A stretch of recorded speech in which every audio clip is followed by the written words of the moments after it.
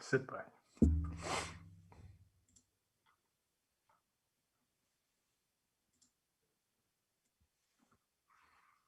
Hey everyone, welcome back to Today in Tech. I'm Julia Beauchamp and I am here with Macworld Executive Editor Michael Simon, as well as Computer World Executive Editor Ken Mingus. We are live on LinkedIn and on YouTube, so just so you know, if you have any questions throughout the stream, please do leave them in the comments and we will do our very best to get to them during the actual live broadcast. So your burning questions answered. And the topic of the day, as the title of the videos has suggested, is Epic Games versus Apple. They're currently in a legal battle, basically over the Apple App Store, specifically, on the iPhone. So the issue is essentially Epic Games tried to bypass Apple's in-app purchasing method and therefore limiting Apple's 30% kickback. Right. That's an issue. They violated the terms of the App Store. Apple kicked them out. Epic Games has sued. So that's kind of where we are now. They violated it with the clear intent to get kicked out. Yeah, that was the whole point. Because they had a whole campaign ready to go. They had a lawsuit ready to go. They had a PR push ready to go. Mm-hmm. Like this was. Didn't they call it like Project Liberty or Project Independence or something? I don't remember that. Free Fortnite is the hashtag they used. Yeah. Okay. They had a thing in the game that was a parody of Apple's 1984 ad. I mean, they were ready. Right. Yeah. So that's kind of where we are now. This is still very much ongoing, so it's not like we've reached a resolution. But I think I think it'd be good to talk about how an outcome to this case could affect the App Store and the way that Apple has been doing business with its 30% kickback for years and years and years now. So I think we can maybe start there. I guess, do either of you want to sort of talk about where we kind of are right now with the App Store and how Apple is making money from apps there? Either one of us can. Michael, you want to start or you want me to just jump into this? I don't want to flip a coin. I have one. Flip a coin. Heads. You want heads or tails? I'll take heads. I've got a big head, so I'll take heads. It is tails. All right. So what does that mean? That means you punt to me. You win. So Perry Mason, tell us what's going on here. Yeah. I'm gonna admit that I haven't been following this as closely as I probably should. It's the first week of the case. Right. And early days. They're kind of feeling each other out here. There's been some interesting developments, not so much in the case, but like peripheral evidence that has appeared. The documents. The funniest is that it appears that as late as 2015, Tim Cook had no idea who Tim Sweeney was, who is the CEO of Epic Games. In an email about him, Tim Cook responded to Phil Schiller asking whether or not this was one of the guys on stage at WWDC rehearsal. So we should be clear here, though, that the Epic CEO had written Tim Cook saying basically you need to open up the App Store. What started this, yeah, and I mean this. It was this very long, detailed description of where Epic was coming from, and Cook's response is, "Who is this guy? Was he on the stage at the So this is something that has not been on Cook's radar in the past. It is now, I'm sure. No, I mean, the issue I'm sure has. So Apple believes it's right. I mean, obviously they wouldn't be going to court if they didn't. Right. Apple, yes, they're making gobs of money from developers selling apps in the App Store. Yes, that is absolutely true. The way they see it is that they're providing a platform that they wouldn't otherwise have. They've created this revenue stream for not just Epic, but hundreds and thousands and maybe millions of other developers. And they've said that repeatedly, even in this week in outlining their argument. And they've asked that question, hey, if we didn't exist, what would you do? And there's not really a clear answer because yes, Android exists. Yes, Android came after the App Store. The Android marketplace, right, as it was called when it launched, was based on the App Store model. Lots of the App Store makes way more money for these developers than the Android store does. So Apple's argument is that, we take 30%, which is now 15% for most developers. Sometimes. For developers. With the exception of Epic and others. Yeah. Right. I think it's like, what was like a million? It's a million or less. Yeah. Yeah, I think Epic's making more than $1 million. That's correct. and they're not even doing it now. They pulled out. They pulled out Right. completely, or they got Right, pushed right, out right. completely, whatever it is. But yeah, they wouldn't apply for the small business program. They're not a small business. And so Epic's argument all along is that, hey, we don't care about the money. We're rich enough. We're doing this for all of the other developers who don't have a voice as loud as ours, which sounds very nice and altruistic. And No, it's always about the money. it's always about on the money. both And sides. it came out yesterday, I think, or maybe it was Tuesday, where Tim Sweeney was asked a question. Hey, would you have accepted a deal from Apple, a special deal for you, if they offered it? And he said yes. Mhm. So that kind of undercuts their whole argument here. This is a negotiation in court that's going on. Right. They're pissed. Epic is pissed that Apple didn't give them special dispensation. And I don't disagree that they have a right to be pissed, because Apple has carved out niches for other companies like Amazon. Right. Netflix is different because they fall under video stuff, and you can get subscriptions through Netflix. And that's a whole nother thing that came out recently, where when Netflix pulled the ability to sign up for Netflix through the App Store and thus get their 30%. Apple said, hey, should we punish them for this? They didn't do it, nor did it doesn't appear to have reached a level where they were even considering it. But somebody at Apple asked, hey, should there be punitive measures that we take because Netflix is trying to do this? And the common thread in all of this is that they say they're fighting for the small developer, but my guess, I don't know any. I'm not a small developer, nor have I interviewed any, and maybe I should for a story.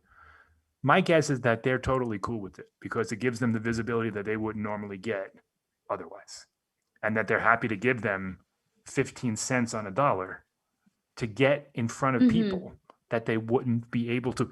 If you were just selling. So all right. So the big question is should Apple allow to sideload, so to speak, apps? Should there be a third-party app store that lets you do this stuff, as is allowed on Android?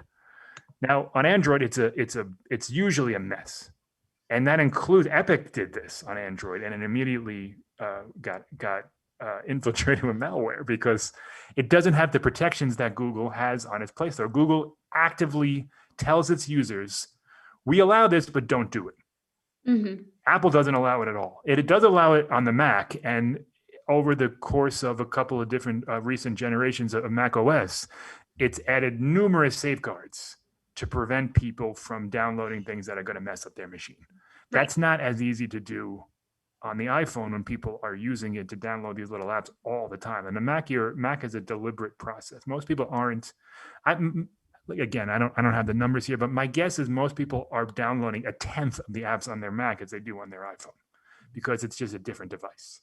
Yeah, Apple's big argument here is that they provide security. It's not just the marketplace, security and a platform, but that they vet these things and all of these apps, and therefore it's like the Apple good what is it, seal of approval. Whatever, good housekeeping seal of approval from Apple, that this app, whatever you're downloading, we'll take the 30%. The developer gets, obviously the publicity or the ability to reach so many users, and Apple vouches for it. And yeah, there's issues with that too, because apps do get through that are nefarious, and there are tons of so-called legitimate apps that offer like $20 weekly subscriptions and they're basically scams. They somehow get through. I mean, it's impossible for Apple to be the gatekeeper that it wants to be, yet it says that that's why it's doing it. So there are issues at work here. I don't necessarily think that any of this is the crux of this lawsuit. I think Epic wants to sell Fortnite bucks or whatever it's selling, and to get 90% of the revenue, or maybe 95% of the revenue. I think if Apple had done that, hey, listen, we'll take 5% for you because you make so much money, this wouldn't be an issue. And that undercuts Epic's whole argument. Well, yeah, and that's, in fact, I think I saw it was either some pretrial discovery or maybe even during testimony this week where the Epic CEO, they said, so, all right, let's, what would your number be? And I think he actually said 8% rather than the 30% that Apple wants. So, this is a negotiation that's going on in court. Yeah. And as you said earlier, it's something that Epic specifically fired up Apple, and of course Apple then turned around and sued them and said, "We know what you're doing. You did this intentionally just to prompt Well, this lawsuit." Epic sued and then Apple countersued, but yeah. Right. Epic sued first, Apple countersued. I think Epic has also sued Google. Mhm. Although Google argues that it's a different issue. It with is. them. Well, it is a little bit different. Yeah, Apple's the big fish. Apple's what they wanted to hook. They did. My not understanding, but my opinion is that they sued Google just so they can say that they're not going after Apple. But this That would is be this my is guess, this too. is the case, Yeah. and this is going to set a precedent going forward for Apple. I think Apple's going to win this case, but I think they're going to lose others. And I think that things are going to change for the App Store. I think things need to change for the App Yeah. Store. I think that, for example, take an app. I subscribe to Comixology. It's a comic book reading app. I can't buy anything on my iPhone through that app. Can't. Okay. Okay. That's not a good user It's not a experience. good user experience. No. Exactly. Yeah, you're right. So what Apple should do is say, okay, if you do goods and services, it's 10% of everything or something like that. There's a way to get around all of this in a fair way. Apple still makes their money. Apple still provides a safe platform. Apple's not giving it away for free, but the user benefits. Same thing Right. with Netflix. There are things that you can't do on your iPhone now that's frustrating. And I do think that this case is going to be the linchpin that changes some of that. How much it changes, I don't know. Well, I mean, think that's the question. I think you could have a case here where Apple technically wins the case, but the publicity around this shines a light on how much Apple is Maybe. taking off the top and forces Apple along the way to make more of these carve outs or to come up with different categories. All right, so right now it's if you make $1 million or less, it's 15%. Well, then maybe there's some other graduated level from there. If you make 1 million to 10 million, it's 20%. So Right. that the amount of money that Apple gets from the developer of whatever app it is increases as the size or the revenue increases on the developer. Which is what they did last year. They introduced the small business program. So if you make less than a million in a year, the next year it's 15%. If you make more than $1 million, then it goes up, and it's a little complicated, a little more complicated than it should be. Yeah. But it's a start. And Tim Cook in the earnings report a week and a half ago said, "Listen, our terms aren't written in concrete. They change, and they will change, and they'll adapt." And I think Apple is understands that, yeah, whether it's PR or whether it's a court ordered change, things are going to change before long.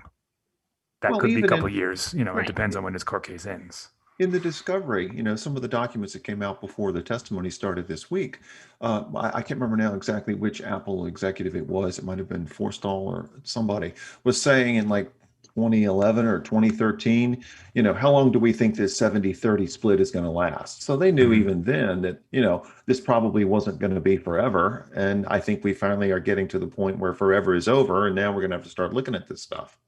Mhm. We'll see. For sure. And, listen, this case, it's in the early going. It's going to be pretty fascinating once Tim Cook takes the stand, assuming he does. Scott Forstall, Phil Schiller. Like there are Apple execs that are on the witness list.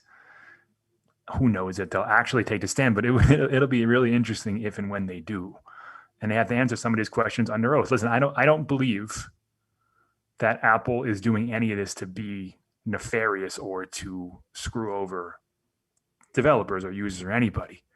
But they have to understand, by this point, they must understand that there are conditions of the App Store that benefit them first.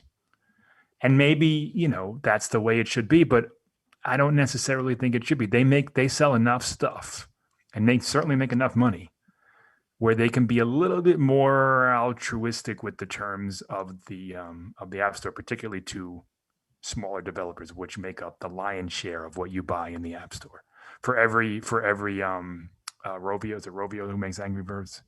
There's little games that they're I forget Roxio or Rovio, I forget the company. For every one of them that blows up, Right. there's little developers that are trying to just get by Mhm. on a couple of app sales a day, and they're giving up 15%, which, you know, it's significant. Mhm. If you're talking about $10,000, that's $1,500. You know, it's not small change, and I do think Apple needs to revisit, rethink, and restructure. And I wish they would have done it before a high profile court case, but that's not how business works. You know, it's just Yeah. not how it does, how it works. I mean, there's a reason why Apple grows still. I mean, they just had 50% growth. They're a $2 trillion company. In the middle of a There's a pandemic. reason for that. 50%. Yeah. I mean, there's a reason, because they're really good at this stuff. Yeah. Tim Cook is a genius at operations and money and things like that. And, you know, yes, Apple puts on a consumer face where you think that they're a benign superpower, and in a lot of ways they are, but they also want to make gobs of money. Yeah. That's their goal. They like their 30%. It's not just the App Store that's 30%. It's everything that they make. Look at their They financial love that report. margin. Yeah, 30% of everything Yep. is ours. Yeah. Mhm.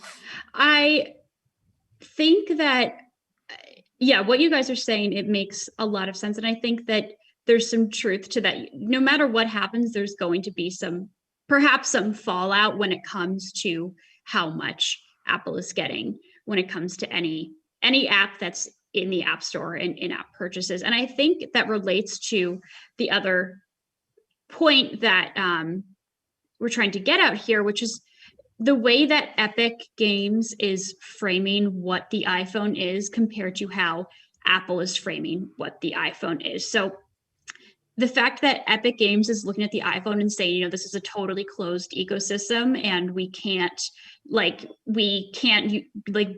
sell our apps on this platform without having this exorbitant fee, so they say. And then Apple's saying, well, you can use literally any of these other platforms, including, please do correct me if I'm wrong here, but including, you know, our own, you can use it on a MacBook, on a browser, and you won't have that issue. So I think Apple's kind of saying, well, you don't have to sell it here, whereas Epic Games is saying, well, you don't have to charge us 30%. So I think that's where it ties into the question of, you know, what the existential or identity crisis of what actually is an iPhone. Yeah, Well, I mean, but go ahead. I mean, yes, all that is true. Mac gaming there's a bit of a grayer area than what you were talking about, but I don't want to get into it there. Okay, but that's fine. You know, when you play Correct it. Fortnite on your Xbox, Mhm. you're also paying Microsoft. You know, Right. if people don't create products and then just give them away, it's a revenue stream. You know, my son's Xbox is completely and totally online. There's no discs. Right. It's all, you know, everyone's getting a cut of everything that he spends and then he does. That's the way it is. What makes the iPhone so unique is because the terms are very public. So like it's 30% flat and that's it. You know, like I don't know what Microsoft terms are, but there's tiers and it varies and it's based on this and this developer too. Apple didn't do that. They just said, hey, listen, everyone who sells anything in our store gives us 30% and that's it. Right. And that's where these big giant companies are like, wait, whoa, 30% is a lot when you're talking about, you know, a couple $1 million. It's a lot of money.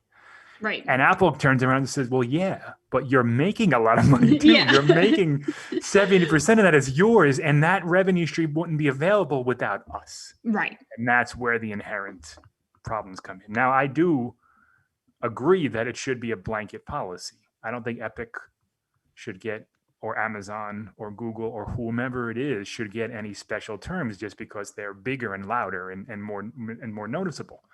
I like the small business thing. I think that you should pay less if you're a small business, but I think Apple needs to go further with that and say, you know, maybe everybody's 15%. Maybe it's 5% under $1 million, 10% under $3 million. Like there's a way to tier it where everybody's happy.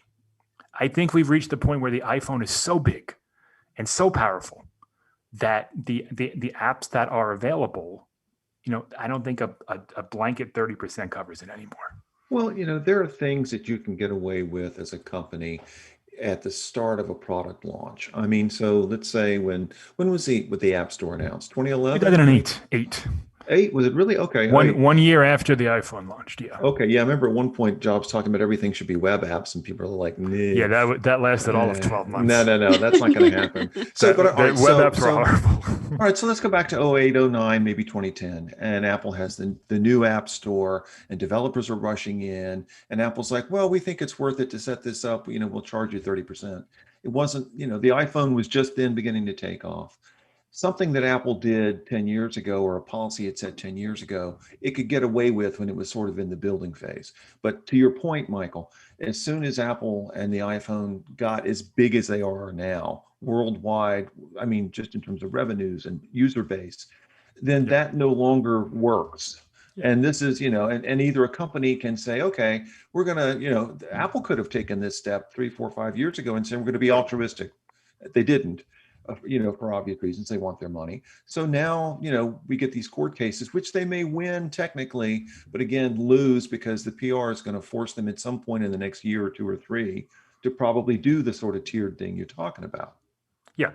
And listen, when the App Store launched, it was it was like farting in beer apps.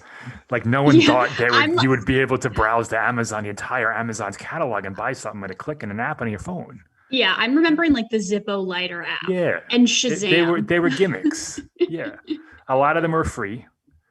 A lot of them were gimmicky and used the sensors and thing. And they were, no one called Apple out on it because yes, it was new, it was inventive, it was innovative, it was a thing that we hadn't had before. And now as it's growing, and some apps are $25 on the App Store. Some subscriptions are $200 a year, whatever, depending on what you're doing. And Apple's getting all that money now. Now, to be clear, Epic. So Fortnite is the thing here. Let's not. Epic is the Come company. Back around. Fortnite's the game. Yeah. That now. So if Epic really cared about its, first of all, its own users, it could offer Fortnite and not have a way to buy V-Bucks inside the app. Netflix does it, Comixology, as I said before, does it. You can still offer the experience. So like my son could play on his iPad, but has to buy V-Bucks on the web. That's not that big of a deal. They didn't do that. Instead, they chose to circumvent the system, knowing full well what would happen. And now there are millions of people who can't play Fortnite. So you can say Apple is the big bad bully in the room because they're the biggest company, but Epic isn't entirely blameless for the point that we're at right now. Right.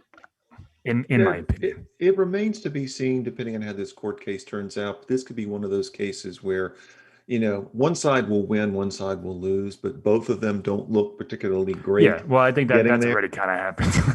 yeah, it's like Apple doesn't really care. I don't think, as long as it doesn't. I don't think Apple's going to look that poor in this whole thing. I mean, they have a pretty solid case. They believe what they're doing is right, and they've already implemented steps here that make them look even better. Like they can look at the small business thing and and also all these privacy protections, and hey, look, this is why we need this stuff, because we need to protect our users and blah blah blah. That's all of that is absolutely there. But on the surface of it, because they're the biggest company in the world, they're going to take hits, and they have to be able to adapt to what people want and to what people are saying and thinking about your company, because their brand, that's it. Their brand is it. People love their iPhone, but people love Apple. For whatever reason, they're one of the few companies that have reached this level and isn't seen as like this evil conglomerate. True. They're still beloved as if they were a little scrappy little company out of Cupertino. And they need to keep that. They need to keep that image, and they're very aware of that. I do wonder, if even if Apple wins this particular case, a lot of times these monopoly arguments, which is pretty much what Epic is making in terms of the iPhone, they tend to gain traction more in Europe than they do that here. Too. That's a whole nother. That's a whole nother set of legal fights that Apple is fighting, both here in the US and in Europe. And like I said, something's going to stick. Something's going to change. You can't, you're not gonna, you can appeal those, I'm sure. I mean, I don't know the legalese of it, but when an entire government tells you to change, generally those have results rather than a Just ask company, Microsoft about its browser, right. and That's remember the perfect. browser Google had some funding. stuff with Android. Yeah. So once Apple loses one of those cases, and it will, in my opinion, Somewhere. lose at least one of them, if not several of them. Yeah. They're going to have to change the way they do business. And, Jason Snell on Macworld wrote an article this week about it. And there are various levels of change. There are benign ones where it goes from 15% to 10% as they're cut, or there are existential threats to the entire Apple system. I mean, that's the nuclear option. It probably won't reach that, but it is possible that a heavy-handed government decision says the iPhone needs to be open to everybody and everything, just like Android, and that would absolutely and completely change the iPhone as we know it, and probably force Apple. Not for the better, I don't think. Well, I don't think so either, but some people would. Well, but that would change everything that we know about the iPhone, and not necessarily for the better. I mean, we can look at the Mac and say, so that's the other argument. Let's say Apple tomorrow released Mac OS 12 and said you can only buy apps to the App Store. That change, that's a fundamental change to the Mac. Yeah. It's unthinkable. Just crazy. Like if iOS 15 comes out and Apple says that you can download whatever you want, wherever you want, and however you want, we'll throw pop-ups up, but you just ignore them. It's an existential threat to what the iPhone is, and I hope we don't reach that point. But it's a possibility, however small. Which is why a company like Apple at some point decides it's better to bend than break. Yes, when it comes completely to these and totally. decisions. Yeah, and they have very, very rich, powerful, smart lawyers, and won't let it get to that point. Hopefully, correct. Well, but if there's a group of legislators that have it out for Apple, it's possible that it doesn't matter. Again, I don't think that's going to happen, particularly not in the U.S., since they understand that Apple is important to the economy and to the jobs market in America. But you don't know. One of these cases Apple could end up on the really wrong side of one of these cases. Yeah. Sure.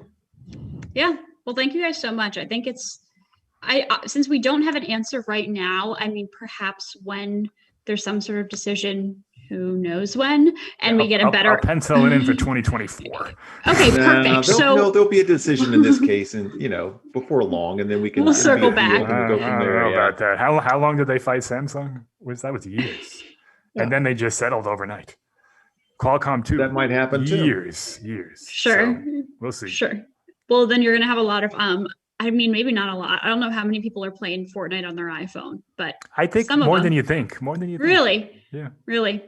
I mean, to be completely honest, I've never played Fortnite in my life. Well, I mean, you're not really the demographic. It's more of like, 10 to 15-year-old boys. Hey, I have a 25-year-old female friend who plays Fortnite. So well, yeah, sure. I'm not saying it's exclusively that.